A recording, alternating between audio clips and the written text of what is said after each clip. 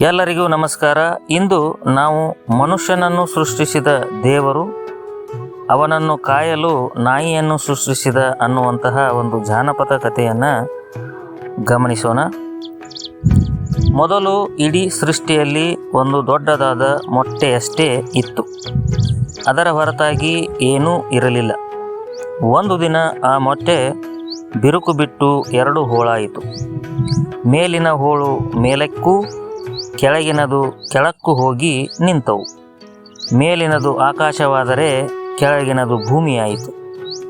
ಮೊಟ್ಟೆಯ ಲೋಳೆ ನದಿಯಾಗಿ ಸಮುದ್ರಗಳಾಗಿ ಹರಿಯತೊಡಗಿದವು. ಒಳಗಿನ ಹಳದಿಯು ನೆಲವಾಯಿತು. ಜಗತ್ತಿನ ಸೃಷ್ಟಿಯಾಗಿದ್ದು ಹೀಗೆ. ಆಮೇಲೆ ದೇವರಿಗೆ ಒಂದಷ್ಟು ಜೀವಿಗಳನ್ನು ಸೃಷ್ಟಿಸುವ ಮನಸ್ಸಾಯಿತು. ಜಲಚರಗಳನ್ನು ಸರೀಸೃಪಗಳನ್ನು ಸೃಷ್ಟಿಸಿದ. ಕೊನೆಗೆ ಬಹಳ ಖುಷಿಯ ಮೂಡಿನಲ್ಲಿದ್ದಾಗ ಮನುಷ್ಯನನ್ನು ಸೃಷ್ಟಿಸಲು ಕುಳಿತ. ಹಗಲಿರುಳು ಕೆಲಸ ಮಾಡಿ ಮನುಷ್ಯರ ಎರಡು ಗೊಂಬೆಗಳನ್ನು ಸೃಷ್ಟಿಸಿದ ದೇವರು ರಾತ್ರಿಯಾಗುವಾಗ ದಣಿದು ಮಲಗಿಬಿಟ್ಟ. ದೇವರು ಮಲಗುತ್ತಲೇ ಒಂದು ಹಾವು ಸರಸರನೆ ಬಂದು ಗೊಂಬೆಗಳನ್ನು ನುಂಗಿ ಹಾಕಿತು. ಬೆಳಗಾಗೆದ್ದು ನೋಡಿದರೆ ಮನುಷ್ಯರ ಗೊಂಬೆಗಳಿರಲಿಲ್ಲ. ದೇವರು ಬೇಸರಗೊಂಡರೂ ಸಮಾಧಾನ ಮಾಡಿಕೊಂಡು ಮತ್ತೆ ಮನುಷ್ಯರ ಗೊಂಬೆಗಳನ್ನು ಮಾಡಿದ. ಅವುಗಳನ್ನು ಒಣಗಲು ಬಿಟ್ಟು ಮಲಗಿದ.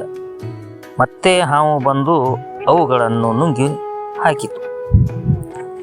ದೇವರು ಗೊಂಬೆಗಳನ್ನು ಮಾಡುವುದು, ಹಾವು ಬಂದು ಅವುಗಳನ್ನು ನುಂಗಿ ಹಾಕುವುದು, ಹೀಗೆ 6 ದಿನಗಳ ಕಾಲ ನಡೆಯಿತು. 7ನೆಯ ದಿನ ದೇವರು ನಿರ್ಧಾರ ಮಾಡಿಯೇ ಗೊಂಬೆಗಳನ್ನು ಮಾಡಲು ಕುಳಿತ. ಮೊದಲು ದೇವರು ನಾಯಿಯ ಗೊಂಬೆಯನ್ನು ಮಾಡಿ ಅದರಲ್ಲಿ ಜೀವವನ್ನು ತುಂಬಿದ. ಆಮೇಲೆ ಮನುಷ್ಯರ ಗೊಂಬೆಗಳನ್ನು ಮಾಡಿದ. ಮನುಷ್ಯರ ಗೊಂಬೆಗಳ ತಂಟೆಗೆ ಯಾರಾದರೂ ಬಂದರೆ ನಾಯಿಗೆ ಬೊಗಳುವಂತೆ ಹೇಳಿ ನಿಶ್ಚಿಂತೆಯಿಂದ ಮಲಗಿದ.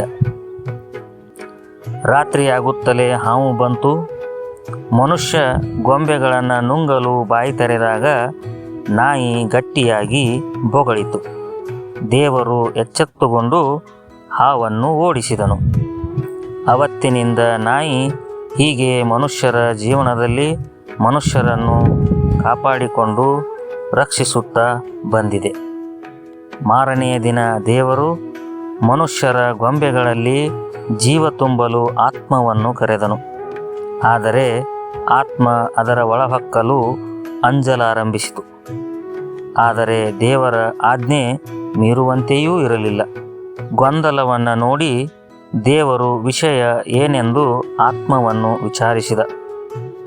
ಆಗ ಆತ್ಮವು, ದೇವರೇ, ನಾನೇನೋ ಈ ಗೊಂಬೆಗಳ ಒಳಗೆ ಹೋಗುತ್ತೇನೆ.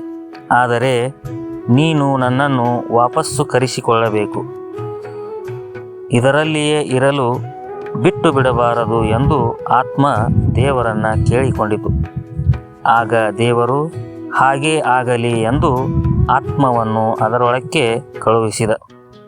ಆಮೇಲೆ ದೇವರು ಗಂಡು ಮತ್ತು ಹೆಣ್ಣು ಮನುಷ್ಯರನ್ನು ಭೂಮಿಗೆ ಕಳುಹಿಸಿಕೊಟ್ಟ. ಮನುಷ್ಯರ ಹುಟ್ಟು ಆಗಿದ್ದೂ ಹೀಗೆ. ಕೊಟ್ಟ ಮಾತಿನಂತೆ ದೇವರು ಆತ್ಮವನ್ನು ವಾಪಸ್ ಕರೆಸಿಕೊಳ್ಳುವುದನ್ನು ಸಾವು ಎಂದು ಕರೆಯಲಾಯಿತು. ಈ ಕತೆ ವಿಚಿತ್ರ ಎನಿಸಿದರೂ ಸತ್ಯ ಅನ್ನುವುದು ಗಮನಕ್ಕೆ ಬರುತ್ತದೆ. ವಿಚಿತ್ರ ಆದರೂ ಸತ್ಯ.